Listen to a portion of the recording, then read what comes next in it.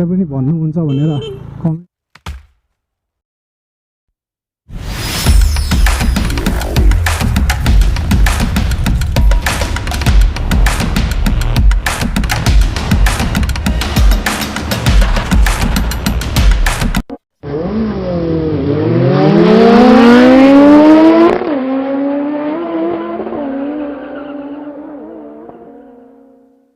So hello guys, के छ खबर? आज चाहिँ हामी बेनेली सोरुमतिर लाग्छौँ साथी हो। आज मेरो बाइकको चाहिँ अगाडिको जुन क्लच हुन्छ त्यो क्लच दाबेर चाहिँ गियरमा स्टार्ट भइरहेको छैन बाइक, त्यसको चाहिँ क्लच स्विच सायद चेन्ज गर्नुपर्ने स्थिति आएको छ भनेर मलाई लागिरहेको छ। यतापट्टि अस्ति चाहिँ हामीले एक्जस्ट चेन्ज गरेका थियौँ, त्यहाँको त्यो भाइले मेकानिक भाइले चाहिँ भनिरहेको थियो यसको चाहिँ क्लच स्विच गएको छ भनेर भन्दैछ। सो त्यसको लागि जानेछौँ र अगाडिको जुन DRL छ त्यो बोलिरहेको छैन राम्रोसँग, अन गरेपछि कहिले बल्छ कहिले बल्दैन त्यो पनि देखाउँछौँ र सँगसँगै पासिङ लाइटको पनि प्रब्लम छ जस्तो छ। सो त्यो सबै देखाएर आज आउनेछौँ। सो साथी हो, अब चाहिँ ड्रेस चेन्ज गरिन्छ, त्यसपछि लागिन्छ सोरुमतिर। So guys, let's start the blog. यो क्लच थिचेर यसरी स्टार्ट हुनु बन्द भएको छ। यो लाइटिङ पनि अलिअलि प्रब्लम आइरहेछ, पार्किङ लाइट बलिरहेको छैन।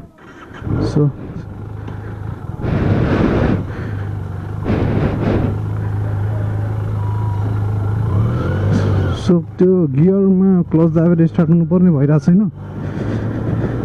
सो त्यसको लागि चाहिँ एकचोटि सोरुम जान आएको आज। क्लच स्विच हुन्छ अरे एउटा, त्यो क्लच स्विच चाहिँ चेन्ज गर्नुपर्छ कि जस्तो कुरा गर्दै थियो यहाँ साइडको चाहिँ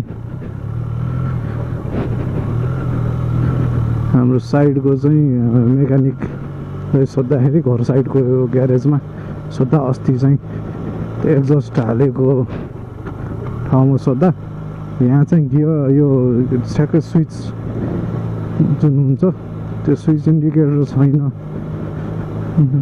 के भन्छ तपाईँ स्विच क्लच स्विच छैन। एकचोटि त्यहाँ सोध्नु न भन्ने कुरा गर्थ्यो, त्यसैले सोरुमले सोधेको आउनु पऱ्यो यता आएर कुरा गरौँला सर भन्छ।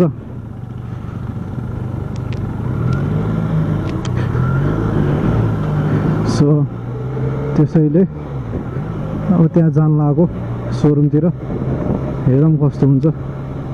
धेरै साथीहरूले चाहिँ यो एक्जस्ट चाहिँ डाइरेक्टली चाहिँ बेन्ड पाइप लगाएर इन्जिनबाट डाइरेक्टली चाहिँ जोड्नु पर्ने भन्दै थियो। त्यो पनि म एकचोटि गर्छु। अनि साथीहरू कोलाई छ मन है त्यो भिडियो हेर्ने, प्लिज कमेन्ट गर्नु होला, एकचोटि कमेन्ट गरेर भनिदिनु होला। अनि साथीहरू भन्ने जतिको हुनुभयो भने म त्यो पनि गर्छु एकचोटि। अझ लाउड आवाज आउँछ, अहिलेको भन्दा अझ लाउड आवाज आउँछ साथी हो। सो अहिलेलाई चाहिँ सोरुमतिर जाउँ, रिपेयर गर्नुपर्ने स्थिति, रिपेयर खर्च कति लाग्छ त्यो पनि सेयर गरौँला। र यो लाइटिङको प्रब्लम चाहिँ ठ्याक्कै यो पास लाइट बल्दाखेरि चाहिँ बलिरहेको छैन। अनि जुन अन गर्ने बित्तिकै त्यो जुन पार्किङ लाइट जस्तो बल्छ होइन, जुन एलइडी छ यसमा हेडलाइटमा, त्यो बोल्नु पर्ने हो।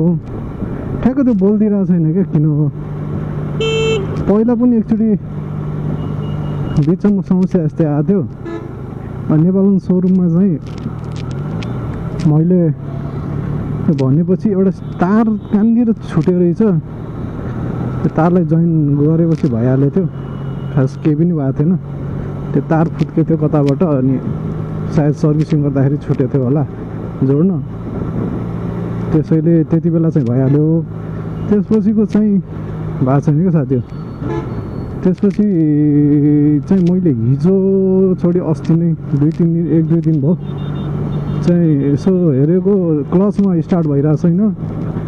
अनि त्यसपछि लाइट पनि पास लाइट पनि बलिरहेको छैन कि हेरौँ है बोल्नु पर्ने बोलिरहेको छैन क्या सो त्यसको लागि अब सोरुम जान लाग्यो सोरुम नजिकै छ घरबाट सो पुग्न लागिसक्यौँ हामी एकचोटि सोरुम गएर कुराकानी गरौँ है त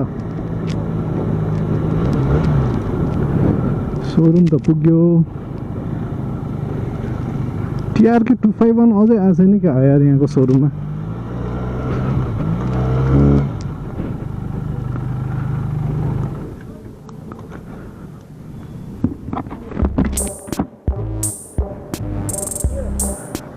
सो को छ त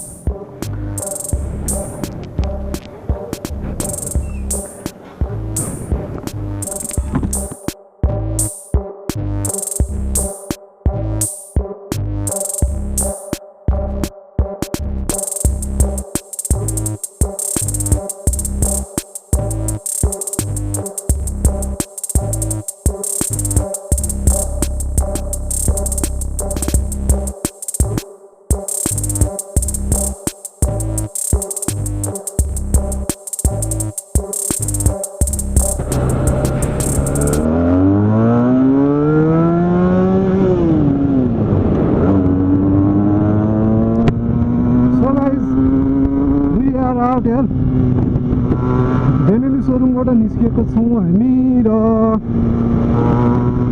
त्यसले चाहिँ के भन्यो भने डिस्क बकेट भनेर भन्छ अरे त्यो डिस्क बकेट पनि मगाउनु पर्ने छ तपाईँको यो कहिले झ्याप्पै यहीँसम्म ठ्याक्कै एक्सिलेटरसम्म टच हुने गरेर आउँछ कहिले चाहिँ एकदम कडा हुन्छ त्यो बकेट बिग्रेको कारणले हो भनेर भनिरहेछ अनि त्यसपछि चाहिँ यो यतापट्टि यो क्लचको चाहिँ क्लच स्विच जुन छ क्लच स्विच चाहिँ तपाईँको गछ भन्ने कुरा गर्यो उसले सो क्लच स्विच पनि मगाउनु पर्ने भयो दुईवटा चिज मगाउनु पर्ने देखियो त्यो चाहिँ हाल चाहिँ सोरुममा छैन अरे होइन अहिलेसम्म त्यस्तो प्रब्लम नआएको हुनाले खासै मगाइरहेको रहन्छ नि यिनीहरूले अब चाहिँ ठ्याक्कै आजै गाडीमा सामान हाल्नु लाग्छ अनि भोलि आइहाल्छ होला भोलि साँझसम्म आउला नत्र पर्सि एकचोटि भिजिट गर्नु होला भन्ने कुरा पनि गरिरहेछ अहिलेलाई चाहिँ काम चलाउ गराइरहेछ ठ्याक्क काम चलाउ गरेछ अहिले स्टार्ट हुने क्लच दाबेर स्टार्ट हुने गराइदिएछ गराउनु त तर काम चलाउ टाइपको छ सो काम चलाउ टाइपको गरेर त भएन त्यसैले यसको चाहिँ सबै सामानहरू मगाएर अनि सामानहरू मगाएर यसमा फिट गरेर ट्याक्क एकदम पर्फेक्ट बनाउनु छ बाइकलाई सो सामान पनि आइहाल्छ अब भोलि पर्सिसम्म आइहाल्छ सो फिट गरेर ट्याक्टुक बनाइन्छ सो अब चाहिँ हामी पर्सि आइपुग्छौँ पर्सि फेरि एकचोटि आइन्छ ठ्याक्कै सामानहरू आयो कि दाइ अर्डर गरेको त्यो हेर्न पर्सि आएर अनि ट्याकटुक गरेर नयाँ सामान हालिहाल्नुपर्छ होइन काम चलाउ स्टाइलले चलाउनु भएन नि बाइक होइन बाइक भनेपछि त होइन अलि राम्रै राख्नु पऱ्यो नि यत्रो खर्च गरेर किनिसकेपछि पाल्नु पनि त त्यही किसिमले पऱ्यो सो साथी हो त्यही नै हो अब यसको प्राइस चाहिँ कति पर्छ भनेर सोधेको सामानहरूको त्यो चाहिँ एक्ज्याक्टली भनेन होइन ठ्याक्कै अहिले चाहिँ भन्न सकिने अवस्था भएन दाइ भन्ने कुरा गर्यो उसले सोरुमको साथीले होइन त्यो मिस्त्रीलाई सोधेको उसलाई पनि त्यसको ठ्याक्कै थाहा छ नि त नयाँ सामान हो पहिलोचोटि मगाउनु लगाएको यो चाहिँ अहिलेसम्म यस्तो प्रब्लम देखेको थिएन धेरै बाइकहरूमा भन्ने कुरा गर्यो सो पर्सि आएपछि थाहा भइहाल्छ कति पर्छ के हो होइन फोनमा पनि कुराकानी भइहाल्छ सो त्यसको इन्फर्मेसन पनि म दिन्छु होइन